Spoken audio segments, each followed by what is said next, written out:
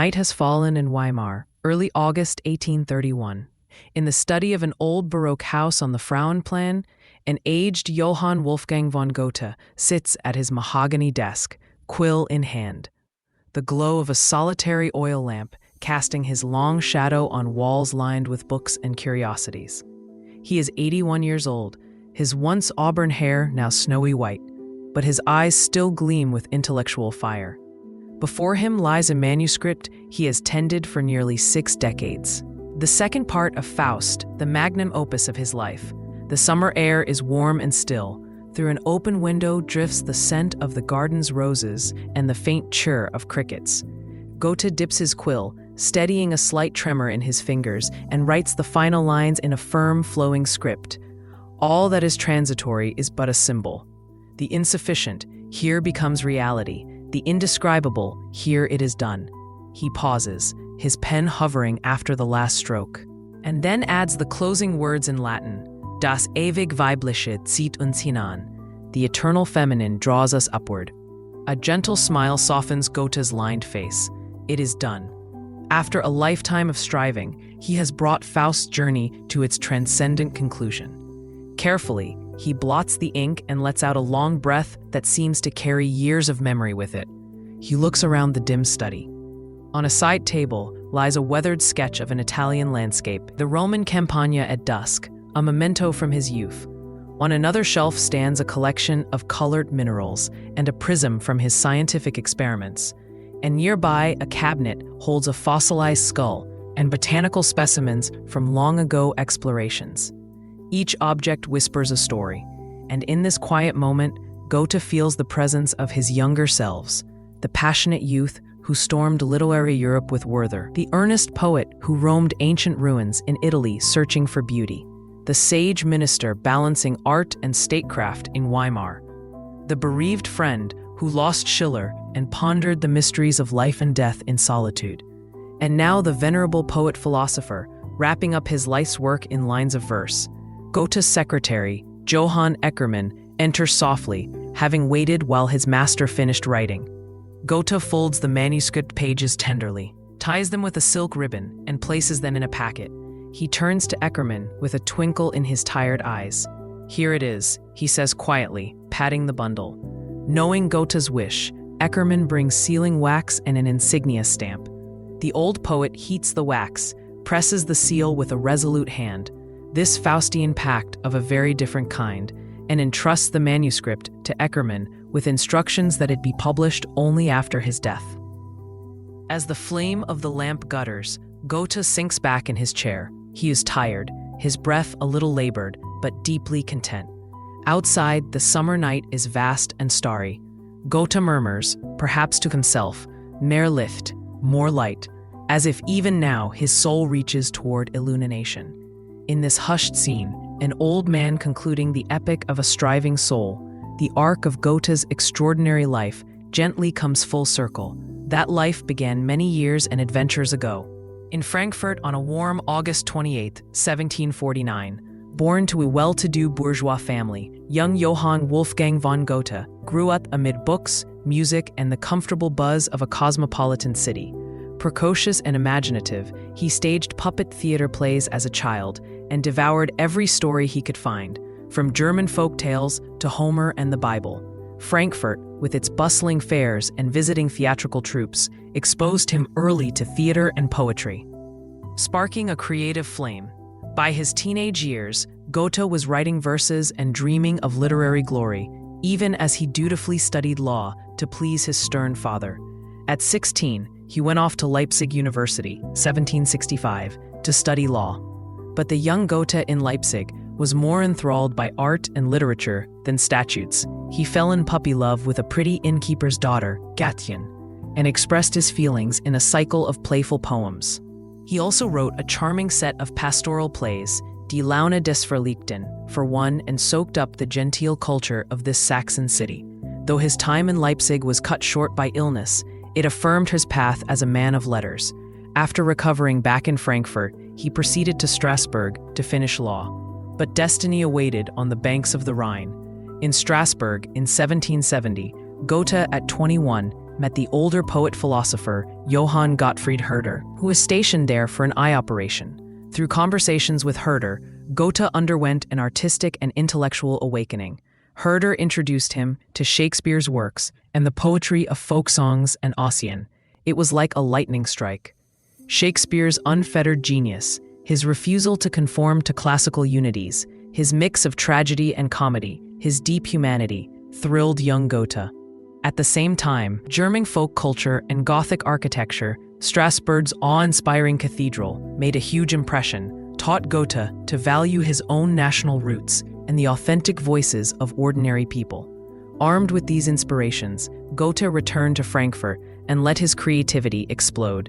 In a few short years, he produced works that would shake up German literature. One was Goethe's von Berlichingen, 1773, a drama about a 16th-century knight who rebels against the establishment, essentially a German historical play in Shakespearean style. Goethe was a manifesto of Sturm und Drang, storm and stress, the burgeoning romantic precursor movement of youthful revolt.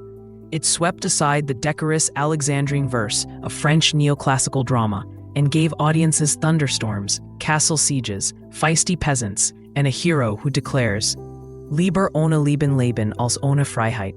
Better to live without life than without freedom. When Goethe von Berlichingen was published, it created a literary sensation. Young Germans reveled in its vigorous language and nationalist fervor. The authorities found it a bit alarming. Revolutionary sentiments were in the air across Europe. But at 24, Goethe found himself famous in literate circles. Then, in 1774, came Die Leiden des jungen Werther, The Sorrows of Young Werther. If Goethe made him known, Werther made him a superstar. This short novel, in the form of letters, tells of a sensitive young man who falls tragically in love with Lotte, a woman engaged to another, and eventually, in utter despair, takes his own life. It was the cry of the romantic soul in a repressive world, and it struck Europe like wildfire. Werther became a cult phenomenon. Young men dressed in blue tailcoat and yellow waistcoat, like Goethe's protagonist. Women sighed over the doomed love. There were reports, likely exaggerated, of copycat suicides. Napoleon Bonaparte would later claim he carried Werther with him on campaigns. Overnight, Goethe was propelled into international literary fame. He was only 25, and suddenly, the voice of his generation's emotional tumult and yearning. The success of Werther was double-edged. While it brought Goethe renown, he felt a bit misunderstood. Werther was often read as an anthem of hopeless love and justified suicide. Goethe had intended it also as a cautionary tale about the perils of extreme sensibility unchecked by reason. He found himself somewhat trapped by his own creation's shadow. Adoring readers conflated him with the melancholy Werther. Goethe, who in truth had a robust zest for life, despite having gone through a youthful episode of Weltschmerz that inspired Werther, didn't want to be pigeonholed as a tragic romantic hero. He even wrote a satirical poem, Goethe, Helden und Wieland, poking fun at some of the Sturm und Drang excesses. He was ready to move beyond Werther's moody blue. That opportunity came from an unexpected source, nobility.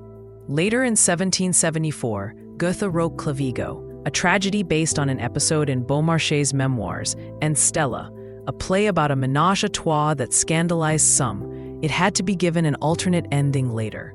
But more fatefully, in 1775, the young Duke Karl August of Saxe-Weimar invited Goethe to his court. Karl August was just 18 and had read Goethe and Werther with admiration. Goethe, thirsty for new experiences and perhaps weary of small-town Frankfurt conventions, accepted. He arrived in Weimar in November 1775, not quite 26 years old. To great curiosity, he wore a revolutionary-style frock coat and open collar, already cutting a figure. The bond between the Duke and the poet was immediate. Karl August, energetic, adventurous, sometimes rowdy, treated Goethe as both friend and valuable advisor. Within a year, Goethe was given administrative responsibilities, eventually ennobled. In 1782, he became von Goethe and entrusted with significant duties in mining, war commissions, and cultural institutions. This was a turning point. the radical young poet suddenly became a statesman with real power and a salary. Some of Goethe's Sturm und Drang admirizers felt betrayed. Their idol seemed to swap the stormy freedom for a place in the establishment. For a while, Goethe indeed published little literature. He was busy building roads, opening mines, reviewing legislation. But inwardly, his transformation was not an abandonment of art, but an enrichment. He was learning about life from the ground up, supervising miners, dealing with farmers and bureaucrats, gaining a broad perspective that would later inform his writings about how society and nature function. During these early Weimar years, Goethe also fell into a deep, complicated love, not with a wild Lotte or a noble lady, but with Charlotte von Stein, a married court lady and 7 years his senior. Frau von Stein was intelligent, refined, and steady.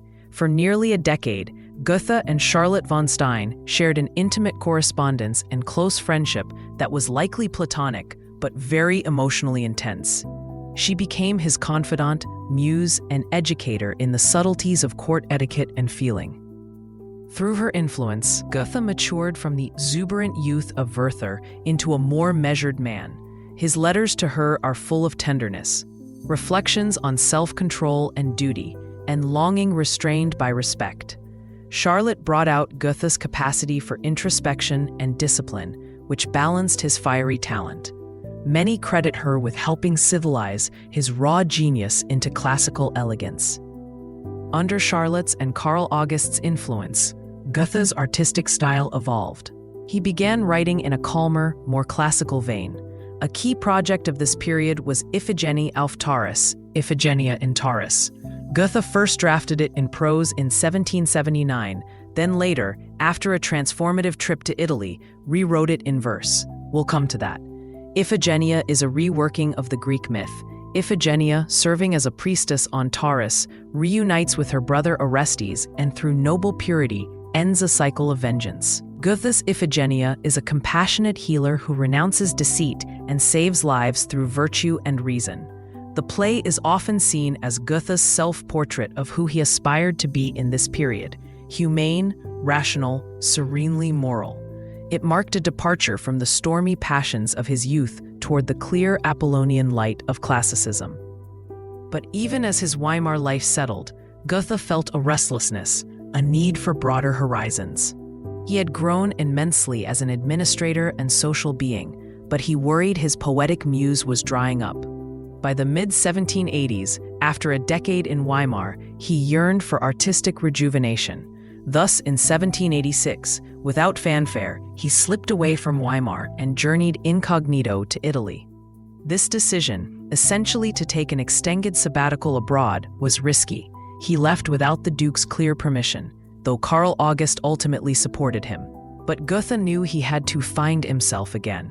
His 2-year Italian journey, 1786-1788, became the great renewal of his life. In Italy, Goethe lived the daylight of the South to counter the northern night of introspection he'd undergone. He reveled in the Mediterranean landscapes, studied ancient ruins and Renaissance art, sketched and painted, and indulged in the sensual pleasures of a culture that embraced beauty and humanity openly. The effect was transformative. At 37, Goethe felt reborn. In his famed journal, Italienische Reise, Italian Journey, he writes of standing in Rome amidst the classical statues and architecture and feeling clarity and wholeness he had long missed. The sight of the Roman Campagna, or a Greek vase, their harmonious proportions, answered an inner need for form and simplicity.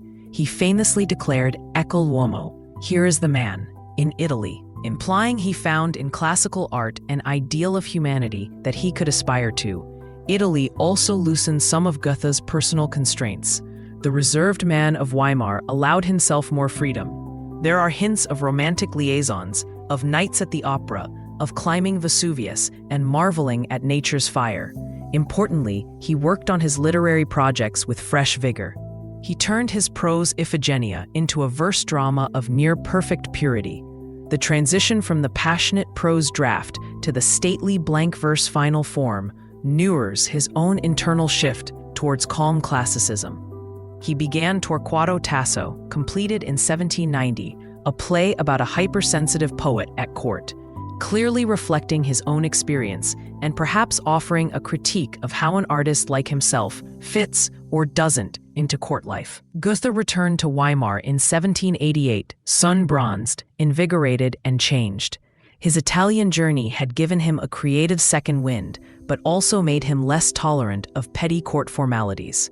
One of the first things he did upon returning was to finally unite with a woman who was decidedly not an aristocratic muse, Christiane Vulpius, a simple, cheerful young woman from Weimar whom he met one day, handing him a petition in a park. Christiane became Goethe's companion, and later, in 1806, his wife. Their relationship was initially kept semi-secret. She was of much lower social status and not educated or refined like Charlotte von Stein. The Weimar court ladies snubbed her, and even Goethe's friends were taken aback. But Goethe didn't care. Christiane made him happy in a homey, uncomplicated way. She bore him a son, August, in 1789, though Goethe maintained correspondence with Charlotte von Stein for a time. That earlier, ethereal chapter of his life closed not without pain on Charlotte's side. Now Goethe seemed to embrace a more natural existence, gardening, family, the pleasures of domesticity, paralleling his embrace of more natural, if idealized, forms in his art. In the 1790s, Goethe's life and work entered their classical zenith. His friendship with Schiller from 1794 on was central in this period. They egged each other on to new heights. For Goethe, this meant revisiting a project that had been sitting in fragments since his 20s, Faust. The story of Dr. Faustus, the scholar who sells his soul to the devil for knowledge and pleasure, had haunted Goethe from youth. He wrote an early fragment around 1772. Now, with Schiller's encouragement, he took it up again. Over the next several years, he completed what became Faust Part 1, published 1808. Faust I is arguably the masterpiece of German literature, a play in verse that moves from a bet in heaven between God and Mephistopheles to Faust's despairing contemplation of suicide through a pact signed in blood, to scenes of riotous youthful indulgence and the moving, ultimately tragic love affair between Faust and Gretchen. An innocent girl destroyed by their liaison and Faust's and Mephisto's manipulations. Faust I distilled all of Goethe's concerns, the thirst for experience, the conflict between intellect and lust, the striving for transcendence, and the consequences of action. It mixes high and low, sublime poetry in Faust's monologues, Zwei Seelen wohnen, ach in meiner Brust, two souls, alas, dwell in my breast, and earthy humor, the body scene in Auerbach's cellar with drunken revelers. When it ends with Gretchen's redemption and Faust's unresolved fate, it sets the stage, literally, for the philosophical Part 2 to come decades later. Faust Part 1 alone secured Goethe's immortality as a writer. Meanwhile, Goethe's breadth of activity remained astonishing. He oversaw the Weimar theater, introducing modernized practices, staging not only his and Schiller's works, but also adapting plays like Hamlet to great acclaim. He delved into scientific studies, publishing his Theory of Colors, 1810, where he disputed Newton and proposed a more subjective, experiential view of color. He studied plants and conceived of an plant archetype. He studied comparative anatomy and discovered the human intermaxillary bone, bolstering the idea that humans are tied to the rest of animal creation, a precursor thought to evolutionary theory. He wrote on art criticism, and he continued producing literary works across genres. Novels like Wilhelm Meister's Apprenticeship, 1795-96, which pioneered the Bildungsroman, coming-of-age novel, as it followed a young man's journey through the theater and society toward maturity and self-knowledge.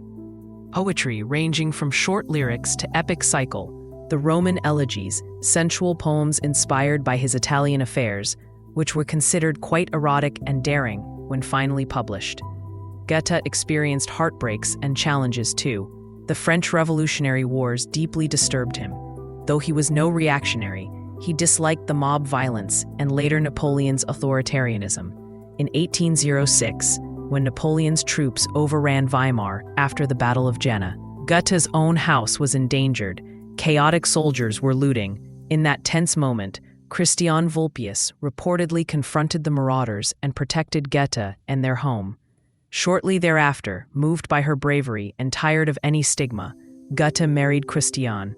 Their bond remained solid until her death in 1816, which plunged him into grief. As Goethe aged into his 60s and 70s, he occupied a unique position. He was Europe's sage. Thinkers, artists, and even kings sought his counsel. He corresponded with intellectuals across the continent. Younger Romantic poets like Byron and Beethoven admired him. Though Goethe himself had ambivalent views on some romantics, he disdained excessive sentimentality. In the 1820s, he coined the concept of Weltliteratur, world literature, advocating that nations should share their literatures to foster mutual understanding beyond nationalism. He read extensively in world literature. From Persian poetry, he loved Hafez and created the West-Eastern Divan, a collection of poems in dialogue with Eastern motifs, to French memoirs, to scientific texts. A remarkable episode came in 1821-22, when Goethe, over 70, developed a kind of last grand passion for a young woman, Ulrike von Levetzow, 19 at the time. He even proposed marriage, only to be gently refused. The experience, bittersweet and poignant, led him to write the Marienbad Elegy, one of his greatest poems, a meditation on love, age, and renunciation that is achingly human. The octogenarian poet, reflecting on the eternal cycle of love and loss, touches on something universal, as if Faust's lamenting soul were speaking directly. And always behind the scenes, Faust Part 2 waited. Goethe sporadically worked on it over the decades. It was a vastly different beast than Part 1. A cosmic allegory, filled with symbolic characters, Helen of Troy, allegories of astronomy, mythology, and political theory, traversing landscapes from an emperor's court to classical Greece to idealized landscapes of Enlightenment, industry, and Arcadia. It's not a popular drama in the way Part 1 is. It's more a dramatic poem of philosophy and imagination.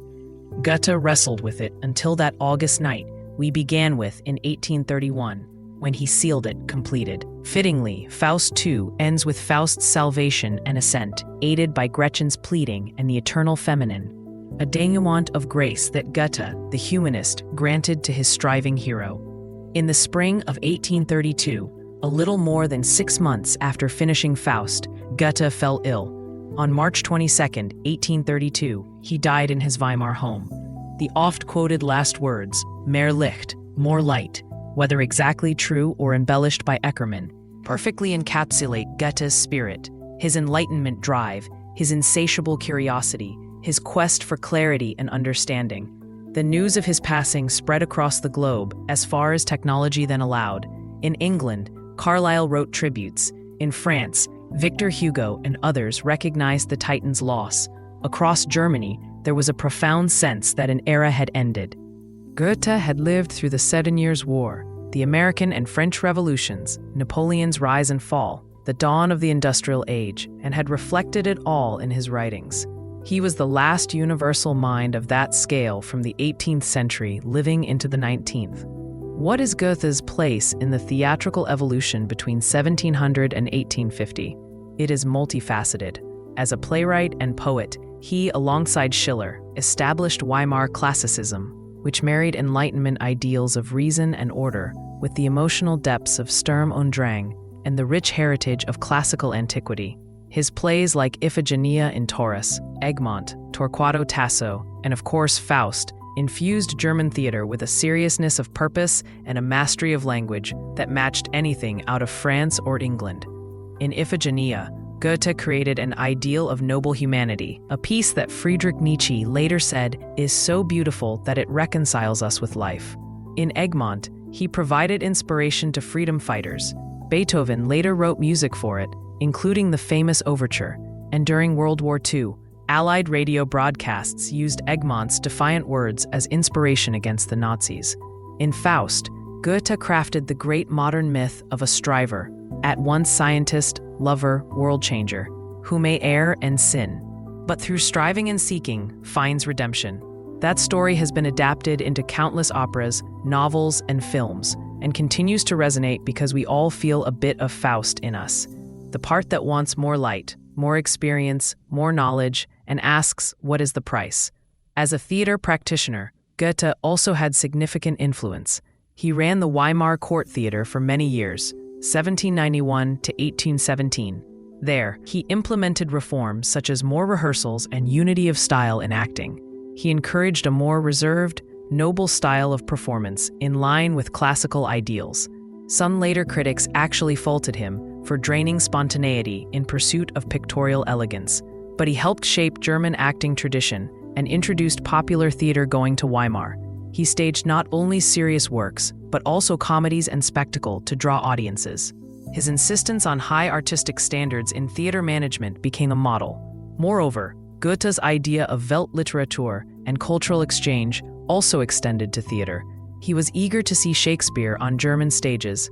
He himself translated parts of Mahomet by Voltaire to stage in Weimar, and of course championed Shakespeare long before it was common in Germany. The German theater of the 19th century, which would become one of the world's most vibrant, grew in the soil that Goethe and Schiller tilled, a national theater repertory, conscious of both native and foreign masterpieces, committed to intellectual and moral enrichment, and emboldened to experiment with form and ideas.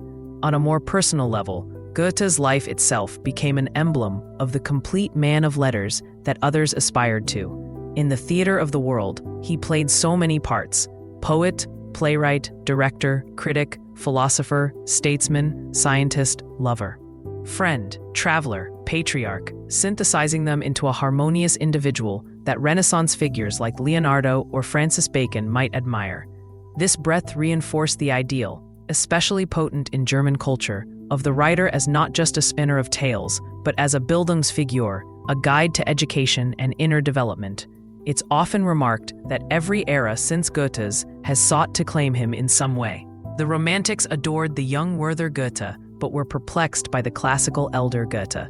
The Realists admired parts of Faust, but not his more fanciful later writings. The Modernists found in Faust II a precursor for surreal, non-linear storytelling. Even today, one finds Goethe's words in varied contexts. A line from his poem, Mignon, "Kennst du das Land, wo die Zitronen blühen? Knowest thou the land where lemon trees bloom?" conjures longing for southern climes. His scientific ideas on interrelated plant forms predate ecology. His novel Wilhelm Meister anticipated debates on art's role in society and the artist's responsibility. For theater specifically, perhaps Goethe's greatest gift is Faust, which remains a daunting Everest for directors and actors, but also an endless source of inspiration. Mounting Faust, even just part 1, is an event. It's like doing Shakespeare's entire Hamlet and Tempest rolled in one. It challenges theater artists to blend high poetry with folktale, intimate emotion with cosmic spectacle, essentially pushing the boundaries of what theater can do. Goethe in Faust freely hops locations, study, street, witch's kitchen, heaven, hell, and modes, tragedy, farce, lyric, epic, demanding a fluidity of staging that 19th century theater struggled with, but 20th and 21st have become more adept at, with technology and adventurous directors.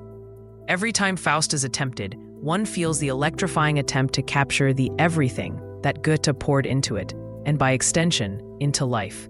In Weimar today, tourists visit Goethe's house, preserved with his study just as it was. They see the desk where he finished Faust, the small telescope he used to gaze at the stars, the cabinet of minerals he carefully catalogued, the death mask taken of him at the end.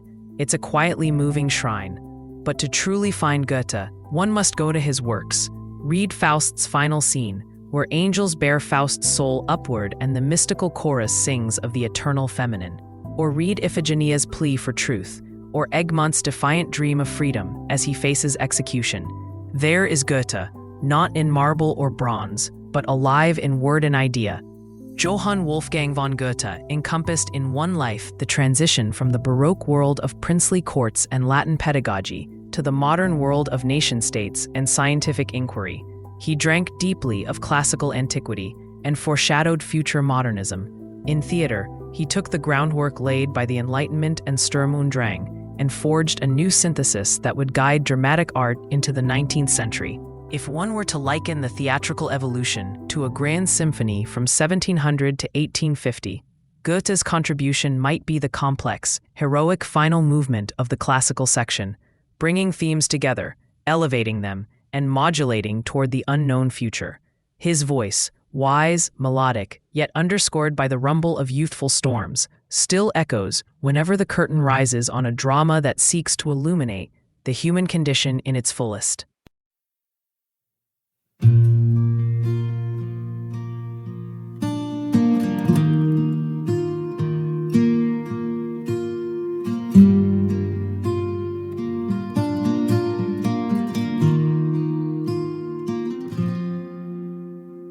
Midnight rails under silver moon, dusty boots on a winding road. A shadow's the only friend I've known since she packed up and let me go.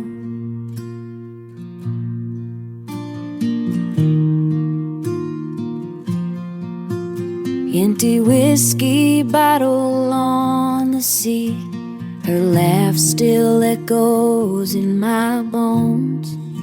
Saddle's heavy with memories. I ride alone where the wind still blows.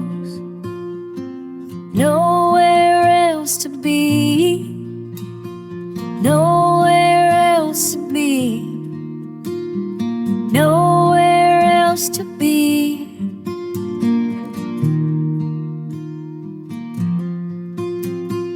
Nowhere else to be, nowhere else to be, nowhere else to be.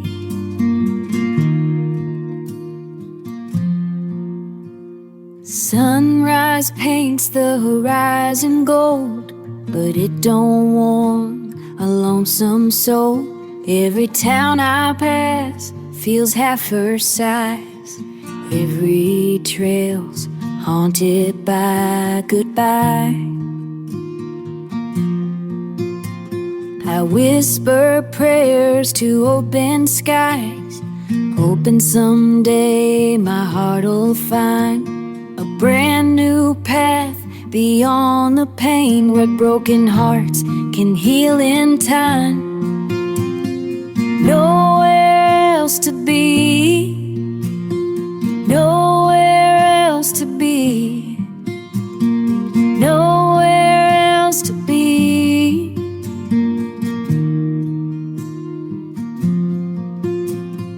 Nowhere else to be, nowhere else to be.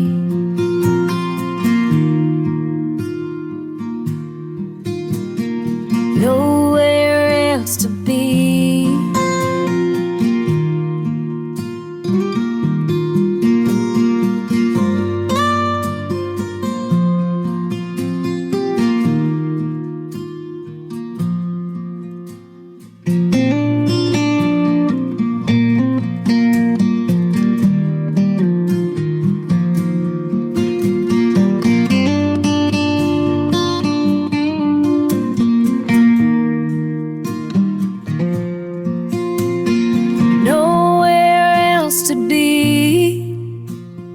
Nowhere else to be, nowhere else to be.